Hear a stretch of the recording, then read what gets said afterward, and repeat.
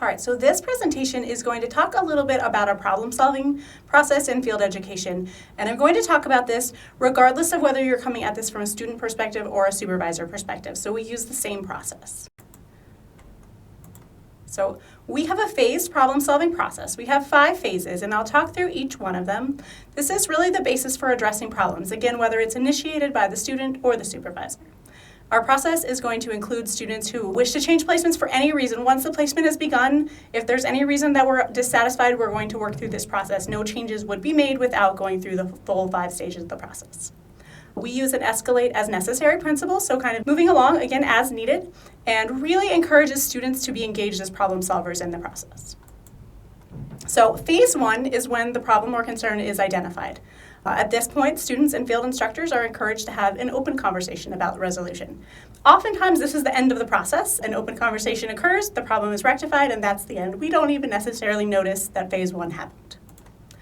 Phase 2 is slightly elevated from phase 1. So this would involve the faculty field liaison making some more active suggestions for resolution. So perhaps the student or the supervisor reaches out to the field liaison, lets them know about the problem. We are always going to ask first if there's already been an open conversation about it. We want to make sure that phase 1 has happened.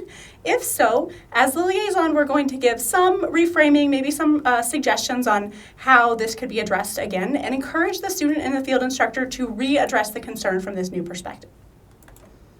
And again, at this point, hopefully the problem is resolved, but if not, we move on to phase 3. So phase 3 would involve the student, the supervisor, and the liaison all having a joint meeting to discuss the specific concern. At this point, we'll make it very clear that we're in phase 3 of the problem solving, so everybody's clear where we are and what's already been done. So we're going to review what's already been tried, and we'll state a clear plan of what will be tried next. And we'll also talk about a date that the liaison is going to check back in to make sure that the problem has been resolved, or if we are going to need to move on through the phases. At this point, the liaison would always notify the field director, just so we're kind of moving through that process accordingly. In phase 4, we're going to actively involve the field director. So there would be a meeting scheduled, this time with the liaison, the supervisor, the student, and the field director.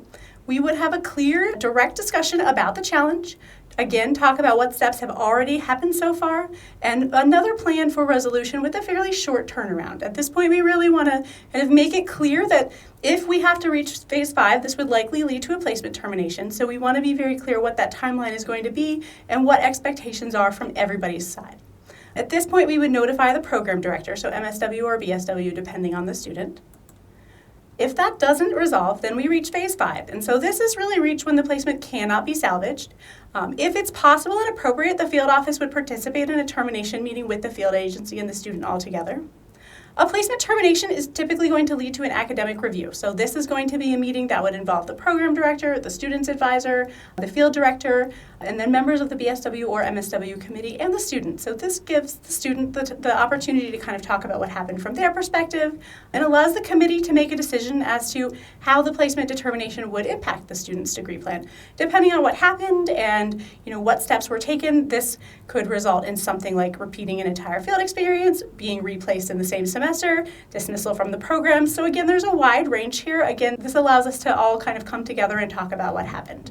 So these are our 5 stages of the program, or problem solving, and we hope that this helps you. Please reach out if you are having any questions, and we always encourage early communication.